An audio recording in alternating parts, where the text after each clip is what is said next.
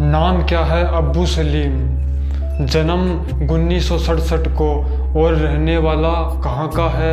आजमगढ़ सरायमीर का रहने वाला है। तीन लड़कियों से अब्बू सलीम ने प्रेम किया है।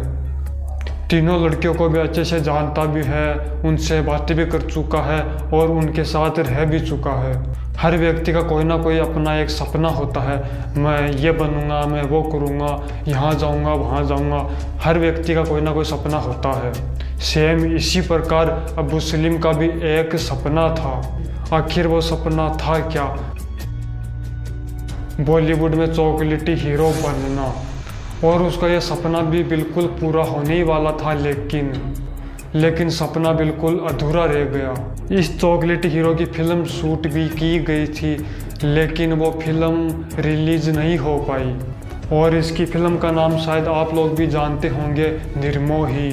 लेकिन अब्बू सलीम का चॉकलेटी हीरो वाला अंदाज बिल्कुल वैसा का वैसा बना रहा। चॉकलेटी हीरो की तरह कपड़े पहनता था, हेयर स्टाइल रखता था और चश्मा पहनता था वगैरह वगैरह। लेकिन उसके बाद अब्बू सलीम के सर पर एक नया जुनून सवार हो गया। और वो जुनून क्या था कि मुंबई में लोग मुझे भैया भैया कहकर पुकारने लगे, मेरा नाम चलने लगे। ये सोचकर अब्बू सलीम बहुत खुश हो गया। वो एक मॉल में काम करने लगा था, जहाँ बेल्ट वगैरह, चश्मे वगैरह ये बिकते हैं। उस मॉल में वह काम करने लगा था और वहाँ कुछ भैया लोग भी आने लगे थे मुंबई के अंदर, जिन्हें हम लोग टपोरी लोग भी कह सकते हैं, जो गुंडागर्दी का शौक रखते थे, बदमाशी का शौक रखते थे। अब्बू सलीम की इन लोगों से जान पहचान होने लगी। और हुआ क्या, अब्बू सलीम भी इसी गुंडागर्दी, ये बदमाशी, इसी रास्ते पर उतर गया। और अब्बू सलीम सोना की तस्करी वगैरह वगैरह गैर कानूनी कार्य करने लगा था, हथियारों की सप्लाई करने लगा था। बॉलीवुड फिल्म एक्टर संजय दत्त, जिसको एक हथियार की आवश्यकता थी अपनी सेफ्टी के लिए, और अब्बू सलीम को बोला गया कि तुम्हें संजय दत्त फिल्म एक्टर के पास हथियार लेकर जाना है। अब्बू सलीम यह बात सुनकर बहुत खुश हो गया, क्योंकि जीवन में उसने कभी फेस टू फेस कभी किसी एक्टर से नहीं मिला। और संजय दत्त का नाम सुनकर तो मैं बहुत ही खुश हो गया। संजय दत्त को आवश्यकता थी मात्र एक हथियार की, और अब्बू सलीम हथियारों की पूरी गाड़ी लेकर चला गया। पहली बार अब्बू सलीम ने संजय दत्त को अपनी आंखों के सामने प्रत्यक्ष रूप से देखा।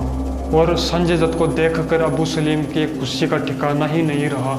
और संजय दत्त से अब्बू सलीम तीन बार गले मिल चुका था। और अब्बू सलीम एक सरफरा टाइप का व्यक्ति भी था।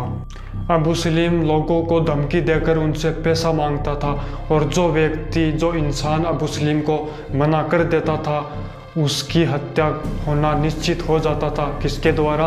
अब्बू सलीम के द्वारा। आखिर क्यों? क्योंकि अब्बू सलीम के अभिमान पर ठेस पहुंच जाती थी। एक फिल्म एक्टर था गुलशन कुमार, फिल्म एक्टर गुलशन कुमार को तो आप सब लोग भी अच्छी तरह से जानते होंगे।